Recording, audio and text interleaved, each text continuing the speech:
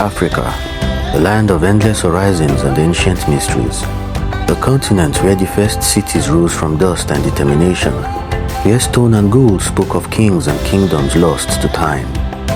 Long before empires faded on distant shores, Africa's heart beat with brilliance and power, the cradle of civilization, the forge of greatness. These lost cities are not mere relics, they are monuments to human ingenuity, to the spirit of a people whose stories were nearly swallowed by time. Their echoes call to us across the centuries, beckoning us to remember. Africa had already given birth to cities of stone, gold, and wonder. Cities whose names echoed through ancient trade routes. Cities that glowed with the light of scholars, kings, priests, and astronomers. Cities now buried beneath jungles, deserts, and the silence of time. But their stories were never truly lost, only waiting for someone to listen. For centuries, explorers searched the world for the ruins of forgotten civilizations, yet some of the greatest cities ever built stood right here, on African soil. Not imagined, not exaggerated, real, powerful, advanced, and astonishingly old.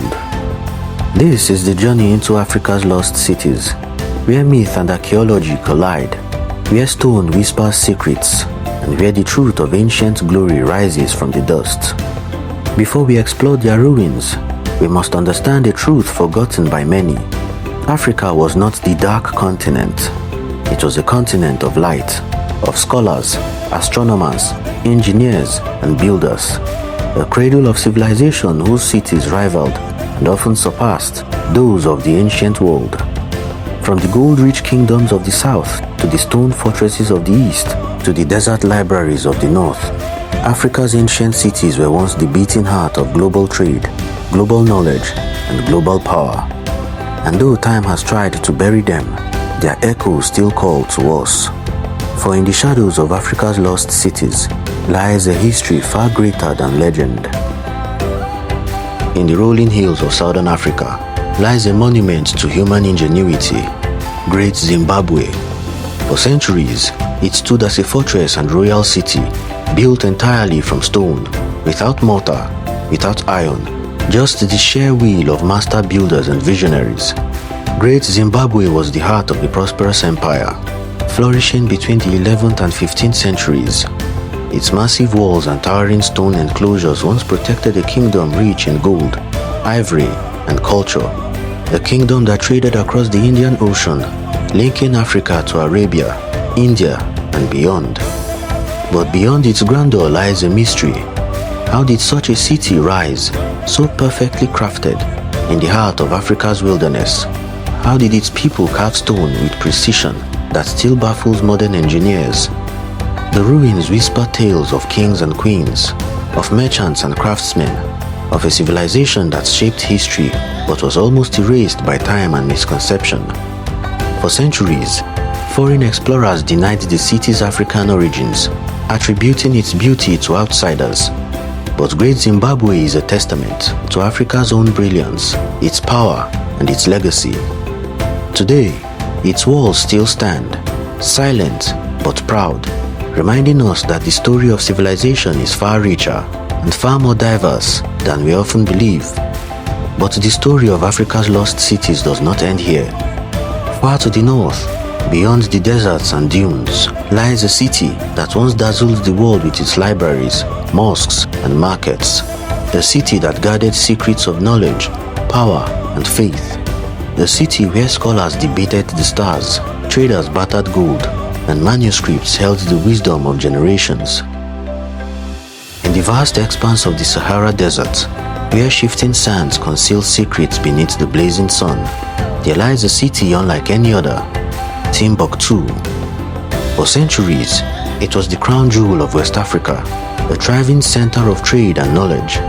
Gold flowed through its markets, ivory adorned its streets, but more precious than riches were the words of scholars, texts that preserved history, science, poetry, and philosophy. Timbuktu was home to one of the world's earliest universities, where learning transcended borders, bringing together minds from across Africa, the Middle East, and beyond. But the city's glory was not without peril. Battles for control, shifting empires, and the relentless desert winds tested its endurance. Yet through it all, Timbuktu endured, a beacon of light in the vast Sahara, a testament to Africa's enduring spirit of knowledge and resilience. And beneath its sands still lies treasures waiting to be rediscovered, stories waiting to be told. Timbuktu's story is one of brilliance forged in the harshest of deserts, the city that turned sand into gold and knowledge into power. But the lost cities of Africa still have more to reveal. Farther east, where the Red Sea kisses rugged shores, lies a city carved from rock and legend. A city whose tombs and temples tell tales older than time itself. The ancient kingdom that bridged continents and shaped the course of history. Nestled between mountains and the Red Sea's shimmering waves, Aksum rose from the earth like a testament to human ambition and divine will.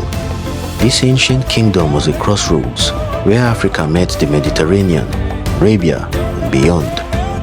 Aksum's towering obelisks pierced the sky, monuments to kings whose power rivaled the great empires of Rome and Persia.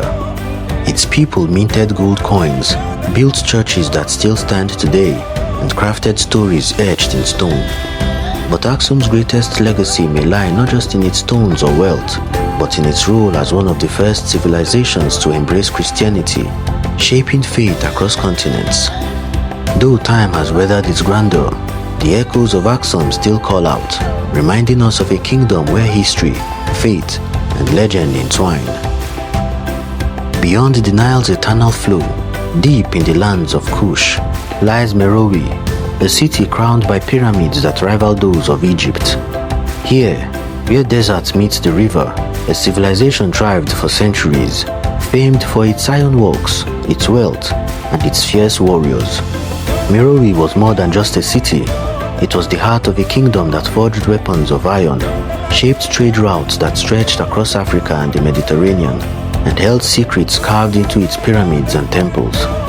Its rulers bore crowns unlike any other, blending African and Egyptian traditions. Their tombs, hidden in the sands, speak of power, mystery, and resilience. Yet Meroe's story is one of fire and shadows, a city that faced invasions, declined, and was swallowed by the desert silence. But the pyramids still stand, silent sentinels guarding stories of a kingdom that refused to be forgotten. Along the banks of the Niger River, where waters pulse with life and history, stands Djenné, a city built not from stone, but from earth itself. Here, the sun-baked mud bricks rise like ancient whispers, forming the largest adobe building on earth, the Great Mosque of Djenné. For centuries, Djenné was a beacon of trade, religion, and culture, a crossroads where merchants, scholars, and travelers met under the endless African sky.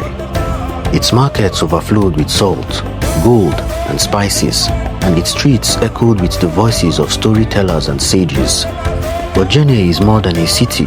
It is a living testament to resilience, where generations have preserved their heritage against the tides of time and change.